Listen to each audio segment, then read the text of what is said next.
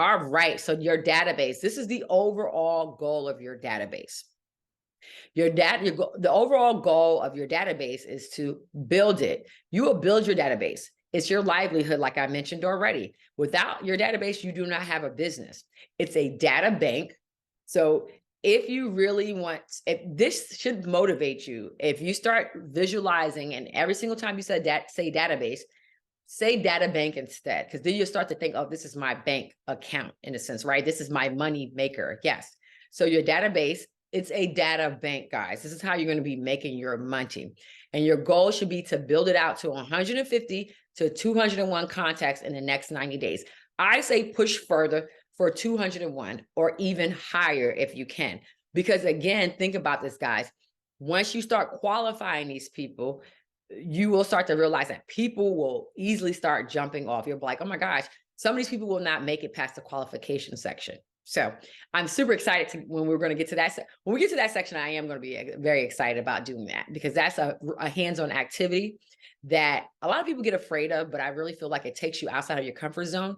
But there's a lot of growth in that section. So that's why I get very excited, because you really start to discover stuff about yourself, and you really start to overcome a lot of objections that you will experience in the future in real estate. If you are newer, if you are an experienced agent, you've already experienced this, especially if you're out here producing and doing deals already. You're just not doing it at the level you would like. Now, that's the goal. The goal will be to get to 150 to 201 qualified contacts. Okay. So again, you may start off with a very large list, and then eventually you probably will narrow it down. At the very minimum, it's 150 qualified contacts. If you can get to a 201, that means you just will be ahead of the game. So again, if you get to more than 201, there's a reason why I'm saying 201. It's your income. Your income will reflect much higher than what I'm going to talk about later on in this section of why we're saying 201. All right. So yes, you want to build it. You need to be feeding it daily. You have to grow it daily, guys. Yes. Experienced agent. This is where a lot of experienced agents go wrong. They stop building out their database once they kind of hit 100 contacts or 150 contacts. They just give up. They don't prospect anymore. They stop lead generating. They'll just do some marketing and they'll throw some events, but that's kind of it. And they're wondering why they're having a stagnant business, why their business is not growing year over year. But if you are feeding it daily like you're supposed to do, then you will actually see your business start to increase year over year, and you won't see as much of your business going stagnant. And if you're wondering like, oh, what do you mean by stagnant? There are people that I talk to all the time. They're like, I have not sold more than this many deals, or I have not made more than this much income. And I'm tired of that. I need to break. I feel like I'm not, like we talked about in that very first section, that they feel like they're not, they're at their ceiling of profitability. This is the reason why, because you're not feeding your database daily. You also need to communicate to it in a systematic way, guys. You have to segment your database based on interest, passion. So this is the part that comes into play about that relationship building, right? We always say real estate is a relationship business. This is what we mean by it. So when you really start to feed your database and you're prospecting regularly and you're doing marketing, throwing events, a number of things that we will be talking about in this section, in other sections, then you will really start to realize, okay, this is how I'm going to segment some of these people in my database. Because as of right now, you're just throwing contacts together.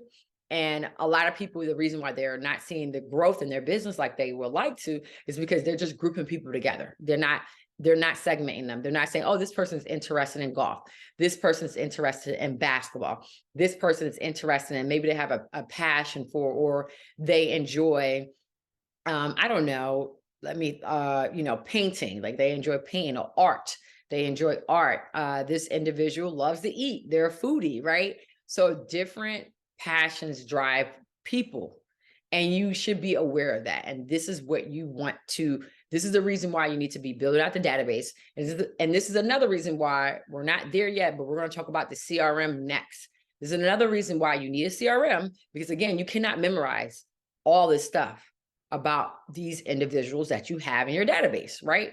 Now, that's that natural ability piece holding you back. You got to get past that.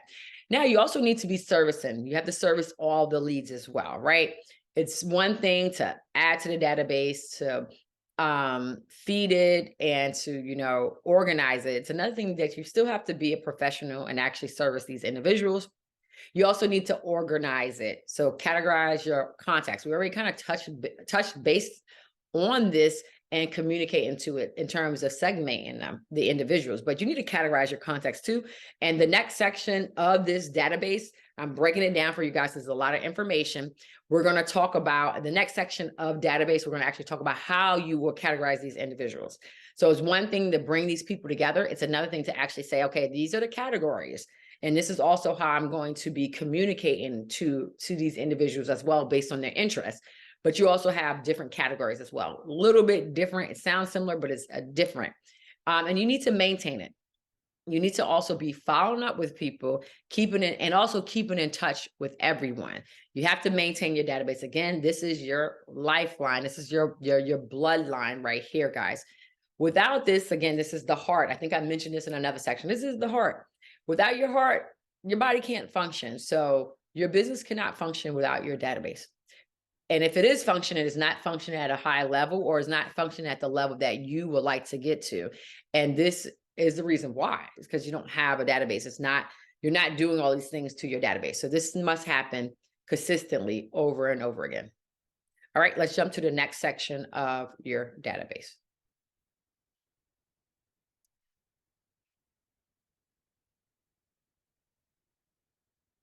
To succeed at a high level in real estate sales, you must commit to frequent contact with a database with the intent of building close relationships. Again, another famous quote by Gary Keller in the Millionaire Real Estate Agent book. So if you haven't gotten this book, or if you do have this book and you don't remember some of these sections or some of these quotes, you may want to go back and read it again. Now on to organizing your database. So this is how you actually organize your database. I feel like every agent struggles with this, whether you are new or experienced. If you're new, this is going to be a lot easier section than experienced agent, because you're experienced agent, you probably already have a number of people in your database, and going through and combing through all these people is the next exercise. In terms of lead generation, it's going to be a lot of work. Lead generation and the activities that you need to do. It's going to be a lot of work, and you're probably going to struggle in this section. So all the newer agents, again, we don't really like data, right? Agents, we are a high I and high D individuals. We love talking about ourselves, but when it's time to sit down and get organized and systems and stuff, we start to get a little cuckoo, right? So experienced agents, again, I want to apologize, because this is going to be a bit of a tough task for you. But if you can get this right, your business will grow to the level that you're looking at doing. You will be able to repivot and really hit those, probably not just the goal that you have in your head, but you'll probably be able to go even further than the goal that you're actually thinking in your head. You're probably like, hey, I have a goal. I want to get to this many deals. Once you really get your database organized and it's talking and communicating with each other systematically and smoothly, you will be able to take your business to an even higher level than what your current goals are right now. Okay.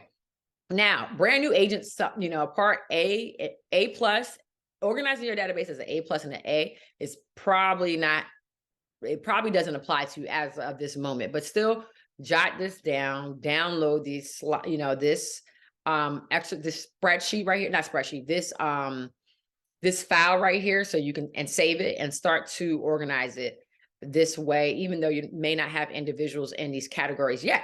So A plus, this is your best repeat customers, or someone who has sent you multiple referrals. Again, you're a new agent, you probably haven't had this yet, but you may have had somebody that already referred you somebody. And maybe they referred you to a couple of people. This person would be considered an A plus. Experienced agents, I'm quite sure you should have had some referrals at this point. If you have not, then again, the reason why is, this is why you're here, because your database isn't organized. You should have, even without a database, you should have gotten some type of referrals. So those individuals should be considered A plus. And if you haven't gotten any referrals at all, then this is why you're here on a training. I'm going to show you how to. All right. So your A clients, these are your past clients or people who send you referrals occasionally. Every once in a while, they send you a referral, right? So that would be considered an A client. So all your past clients, if you are an experienced agent and you sold a home to somebody, this is an A person. Okay.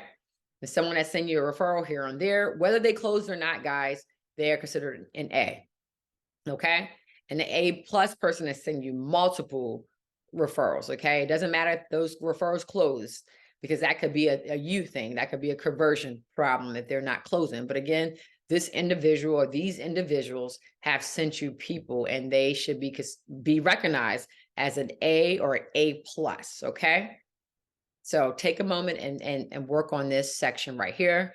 Your B is people who would refer you if you asked and showed them how. So these are the people in your sphere of influence. So all of your SOI, you just created a long list as of right now until you really sit down and qualify them and they've sent you some referrals. All your SOI is considered a B because they are not at the place, they haven't referred you yet. So they're not, they're not an A plus or they're not an A client yet. But if you showed them and if you asked them how to send you business, they would. Simple as that, right? So, and a lot of these people probably are like, your friends and your associates. They probably just don't know that that you need some referrals because you probably haven't asked them. Or maybe you didn't ask them correctly. There's something that you're doing that you're not showing up as that professional real estate agent. Maybe they know you, they like you and trust you, but maybe not as a professional real estate agent yet. But again, the script section is going to show you, is going to go over how to do this, how you show up, and the lead generation section and activities. Is going to show you how to show up so they view you as that professional and not just your friend or somebody they worked with in the past, if that's the case. So, okay, these are people who would refer you if you ask them and show them how. We're going to go over that in the lead generation and also in the script section of how you can ask them. And then in the lead generation section, we're going to go over how how you show them to do this. All right. Okay. So C is a new addition to your database. So this is any new person. Say you were out and about and you met somebody at an event and you had a nice conversation with them, and you can go ahead and let them know you're in real estate and you qualify them. And so you can go ahead and add them to your database. This can also be some people that you met maybe at an open house and they've written down their contact information. Even though you haven't fully qualified them, they have provided you with their information. So you can go ahead and add them in there, and then you would qualify them. And then, as you can see, there is a D to be deleted from your database. Once you qualify them, if they don't pass that qualification, then you can go ahead and delete them. But you can initially go ahead and add them in there until you've qualified them. And O is pretty easy, online contacts. So these are all those online inquiries, right? Many of us think these online inquiries are clients already. Some people I'm even hearing like, oh, these are, they're leads. Technically, they're just an online inquiry until you actually have a conversation with them, right? And, you qualify them as well. So, but initially you can throw them into your online contacts because maybe these individuals, maybe they haven't picked up their cell phone yet. Maybe they haven't responded to you in the email. I don't know how you're collecting these individuals. So, and I don't know how you're collecting them, and I don't know what information you're gathering from them. So again, you still need to put them in your database, and then they would be considered an online contact. Now you have the D section. I know some people are probably thinking like, okay, to be deleted from your database, why don't you just delete them? Okay, again, you may not be at that point yet with those individuals. You may want to keep them around because maybe at this very moment, like an online lead, you've reached out to them a number of times. Again, I don't know if you collect their phone number. I don't know if you only collected their email. So again, you want to, if you're, for whatever reason, you haven't gotten in touch with them, you can add them to the D section. And then eventually you can go ahead and delete them. Maybe you're just not ready to delete them because maybe you're still trying to see like, okay, maybe I will revive this relationship with these individuals. So you can have that section and then eventually get to a point, you should go ahead and delete them, especially when it comes to emails, because you don't want to end up in the spam section of your email. right? You don't want your emails to keep going to spam. So if you are getting a lot of individuals that aren't responding, keep in mind it will be dinged against you if you're emailing, and these individuals aren't responding. If you have too many people in your database that's not responding, it starts to be considered spam. And keep that in mind. You will start to go, especially in Gmail, they will go ahead and they'll throw you in the spam. I've seen it, I witnessed it, and it's also happened to me when I was trying to reach out to a bunch of people from the internet. I put them all on an auto drip campaign, and then I eventually started to realize, like, hey, my emails, people aren't getting my emails, and I figured out why. And I ended up eventually removing those. I ended up deleting those individuals, because again, it's not helping, I'll say, the algorithms of the email algorithms, unfortunately. So that is a thing. All right. Now, you also want to go ahead and categorize your database with your haven't mets versus your mets. And this may seem a little bit redundant, but it's not.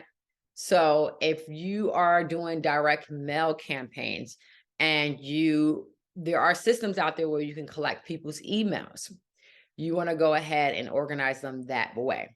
Another thing is that, so those are like people that maybe you've done some direct mailing with.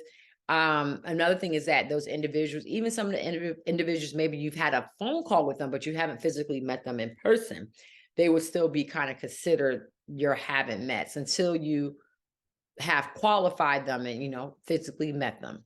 So that is something you want to tag them as, because keep in mind, you can go ahead and categorize your contacts, and you don't have to say A+, you don't have to put B or D. It just makes it simpler, right? You can still tag individuals as well. So you can have like your groups, and then you can have your tags. So your mets, so you want to do your haven't met, your met of your inner circles, because you will communicate to these individuals differently than you will with people that you met that's not in your inner circle. And the reason why you're kind of doing this is because these individuals can actually refer you 10 to 12 business, contacts a year. It's pretty phenomenal. And you can find the one thing you want to really do initially starting out, and this is probably a little bit more for new agents, is find 5 people that can do this for you, and make sure you show them love, flower them with a lot of love. And we're going to talk about all the different ways you can do that in the lead generation section and in your activities and, events. Now, if you are an experienced agent, you're like, I already have these 5 people, find 5 more people then. Okay. And if you're really feeling, and this is in the next 90 days, and if you really are up to the challenge and you're really trying to grow, just double up on what I'm talking about. So keep that in mind. If you're like, hey, Monique, 150 is not enough people to, and for you, it could be you want to add an additional 150 people. Maybe that's not enough for you. Maybe you're saying, hey, Monique, I really need to hit this level, so I need this many more people in my database. Okay, that's totally fine. Then double up, do 300 people. Okay. 300 A+ people, because that's really the goal, is to qualify all these people and get them to be your A+ people. Okay. And again, remember, your A+ is your repeat customers and or someone that has sent you multiple referrals, right? They're sending that to you on a regular. The goal is to get 150 people to do that. And again, if you're like, hey, I'm trying to reach higher numbers, do 300 people then. That's totally fine. So instead of finding 5 people or 5 additional people, do 10 people. If you're like, Monique, my goals are higher than what you're currently talking about, that's fine. Everything I'm saying, you can double up on. You don't have to stop where you don't have to stop at the number I'm giving you. It's just giving you a blueprint and an outline of like, this is what you should be doing. But you can easily double up on anything that I'm sharing right now. Even newer agents, if you're trying to get to your goal faster, you want to be rookie of the year, do more than what I'm recommending. It's just it's just a place to start with. Now,